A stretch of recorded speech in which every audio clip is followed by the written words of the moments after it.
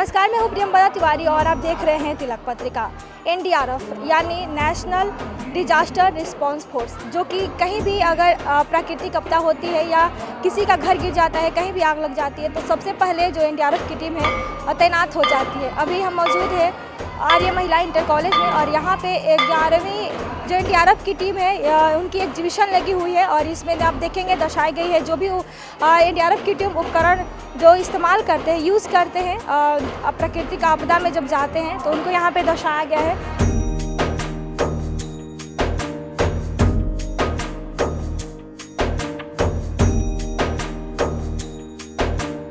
ये हमारे पास जो अभी हम प्रदर्शनी में लगा रखे हैं यंत्र, ये उपकरण अलग अलग फील्ड के लिए है। अभी यहाँ कुछ CSR के हैं जो कोलैप्स स्ट्रक्चर में हम काम करते हैं, कुछ CBRN के जो केमिकल के फील्ड में काम करते हैं। इसके अलावा हम FWR के लगा रखे हैं जो फ्लड में काम करते हैं। इसके अलावा और भी हमारे पास जो मेडिकल रिस्पॉन्ड में हम करते हैं उसके भी इक्विपमेंट्स लगे हुए हैं यहाँ पे।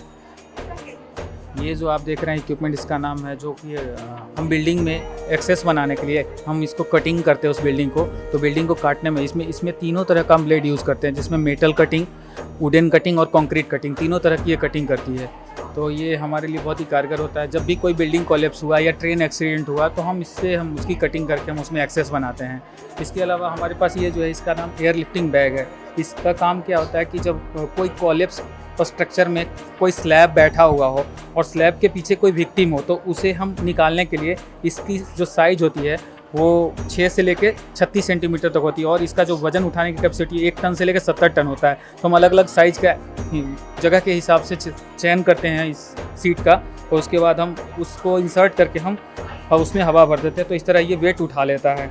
भी जैक है, हाइड्रोलिक जैक है हमारे पास। व्हीकल्स में भी यूज़ करते हैं छोटे मोटे जैक, लेकिन इसकी जो वेट कैपेसिटी है वो 20 टन तक है। इसमें नीचे ये जो लूप्स लगे हुए हैं, ये लेग हैं, इससे हम जहाँ स्लैब बहुत नीचे बैठे हैं हम इसको फंसा के पहले लिफ्ट कर लेते हैं इसको 10 सेंटीमीटर, उसके बाद हम इस पर भी उठा सकते हैं। ये टोटल 20 टन तक उठाता है। ये CSR जो ऑपरेशन होता है कोलैप्स स्ट्रक्चर, उसके PPs हैं, सेफ्टी हेलमेट्स हैं, आई प्रोटेक्शंस लगाते हैं, ये हार्ड वर्किंग ग्लव्स और ईयर प्लग्स है जो हम कान वगैरह में यूज़ करते हैं। उसके बाद उसी का ये PP है जो ऑटो बूट है, ये जिससे हम पहन के हम ऑपरेशन में काम करते हैं। इससे हमारे पैर को प्रोटेक्शन मिलता है, भारी से भारी कुछ इस पर गिरने से भी मेटल्स हमारे पैर सुरक्षित रहते हैं।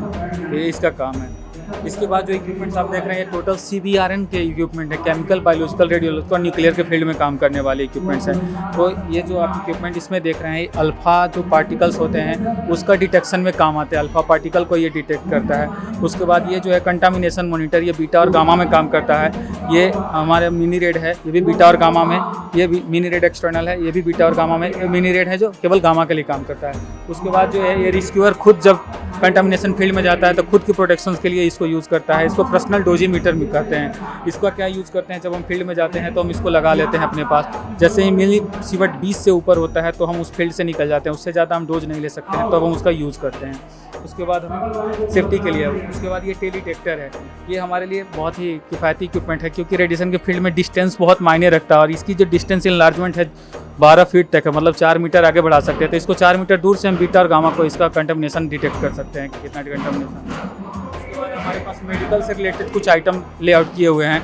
तो हम मेडिकल के भी जब हम किसी भी ऑपरेशन साइट पे जाते हैं तो हम फर्स्ट मेडिकल भी प्रोवाइड करते हैं वहाँ पे। तो हमारे कुछ मेडिकल से एड्स हैं, जैसे ये आप देख रहे होंगे BP मशीन, नॉर्मली सब लोग जानते हैं। स्टेथोस्कोप सभी लोग जानते हैं। ये आर्टिफिशियल वेंटिलेशन में हम काम करते हैं, इसका जो एयर इसको काम करते हैं, बैक वाल मास्क बोलते हैं, इसको BVM बोलते हैं। तो इससे हम आर्टिफिशियल वेंटिलेशन भी देते हैं। उसके बाद अलग अलग टाइप के ये कॉलर हैं, जैसे आप देखते होंगे कि कई लोग को कॉलर प्रॉब्लम होता है। तो जैसे ही कोई ट्रॉमा इंजरी होता है तो उसको हम ये सर्वाइकल कॉलर लगा के हम उसको स्टेबलाइज कर देते हैं ताकि उसको और कोई इंजरी ना हो। इंजरी से बचाने के लिए हम उसको स्टेबलाइज कर देते हैं। उसके बाद आप ये देख रहे हैं ये CPR मास्क है। किसी को आर्टिफिशियल वेंटिलेशन की ज़रूरत है, हमारे पास अगर BVM नहीं होता है तो हम इसका यूज़ करके हम अपना आर्टिफिशियल माउथ टू माउथ देने से हमें कंटामिनेशन मिल सकता है। तो माउथ टू माउथ नहीं दे के हम इस BVM के थ्रू उसको लगा के हम यहाँ से देते हैं। उससे अगर कोई कंटामिनेशन उसके मुँह से निकलता भी है तो वो 1 वे रहता है, वो रुक जाता है।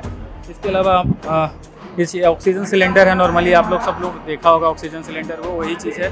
बैंडेज वगैरह है, ये रोलर बैंडेज, और ये न्यूमेटिक स्प्लिंट है।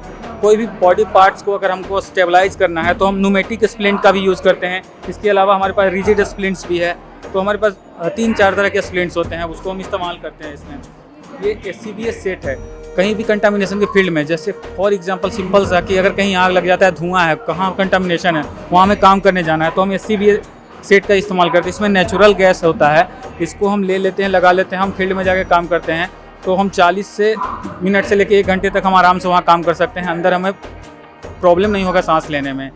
बाकी ये डीप ड्राइविंग सेट का पूरा इक्विपमेंट है। जब हमारा कोई गोताखोर तैयार होता है गोताखोरी के लिए, तो इस इक्विपमेंट का, ये पूरे जो हैं उनके ही इक्विपमेंट्स हैं। ये गैस सिलेंडर है, ये उसके सूट है, ये उसके पेंस वगैरह हैं, ये सूज हैं, ये सब लेके वो जाता है। उसकी अलग गॉगल्स वगैरह, मास्क हैं, ये सब वो लगा के तभी गोताखोरी करता है।